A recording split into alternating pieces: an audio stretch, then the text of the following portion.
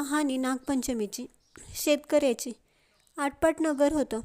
तिथे एक शेतकरी होता. शेतात नागाचं वारूळ होतं. श्रावण मास सुरू झाला. नागपंचमीचा दिवस होता. शेतकरी आपला नित्याप्रमाणे नांगर घेऊन शेतात गेला. नांगरता नांगरता काय झालं, वारुळात जी नागाची नागकुळं होती त्यांना नांगराचा फाळ लागला आणि लवकरच ती मेली.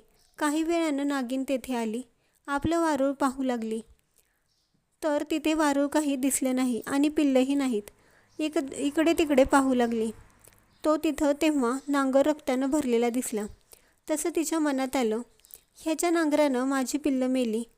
तो रोष मनात ठेवला. शेतकऱ्याचा निर्वंश करावा असं मनात आणलं आणि फुंफावतच शेतकऱ्याच्या घरी गेली. मुलाबाळांना, लेकीसुनांना, शेतकऱ्याला आणि त्याच्या बायकोला दंश केला. त्याचबरोबर सर्वजण मरून पडली. पुढं तिला समजलं की ह्याची एक मुलगी परगावी आहे. तिला दंश करावा म्हणून ती निघाली. ज्या गावी मुलगी दिली होती त्या ठिकाणी आली. तो त्या घरी बाईनं पाटावर नाग, नागिन, 9 नागकुळं काढली आहेत आणि त्यांची पूजा केली आहे.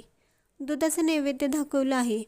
नागाने लाह्या, दुर्वा वगैरे वाहिले आहेत. मोठ्या आनंदाने पूजा करून प्रार्थना करते. अशावेळी नागिन तिथे पोहोचली. पूजा पाहून संतुष्ट झाली. दूध पिऊन समाधान पावली. चंदनात आनंदात लोळली. इकडे तिची प्रार्थना आपले डोळे मिटून चाललीच आहे. इतक्यात नागिन उभी राहिली. तिला म्हणू लागली, बाई तू कोण आहेस? तुझ्या आईबाप कुठं आहेत? इतके म्हटल्यावर तिनं डोळे उघडले. पाहते तो प्रत्यक्ष नागिन दृष्टीस पडली. स्त्री बिचारी घाबरू लागली. तेव्हा नागिन म्हणाली, भिवू नकोस, घाबरू नको, विचारल्या प्रश्नाचं उत्तर दे. सर्व हकीकत सांगितली. ती ऐकून नागिनीला वाईट वाटलं. ती मनात म्हणाली, ही आपल्याला इतक्या भक्तीनं पुजते आहे, आपले व्रत पाळते आहे आणि तिच्या बापाचा निर्वंश करण्याचं मनात आणलं. हे चांगलं नाही. असं म्हणून नागिनीनं तिला बापाची हकीकत सांगितली. तिनं ती ऐकली. वाईट वाटलं. आईबाप जिवंत होण्याचा उपाय विचारला. तिथं तिला अमृत दिलं. ते घेऊन त्याच पावली ती माहेरी आली. सगळ्या माणसांच्या तोंडात अमृत घातलं. सगळी माणसं जिवंत झाली आणि सगळ्यांना आनंद झाला. बापानं तिनं आणलेली सगळी हकीकत सांगितली.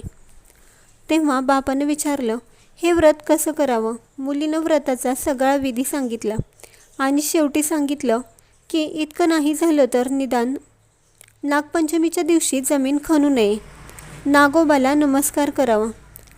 तेव्हापासून नागपंचमी तो शेतकरी पाळू लागला.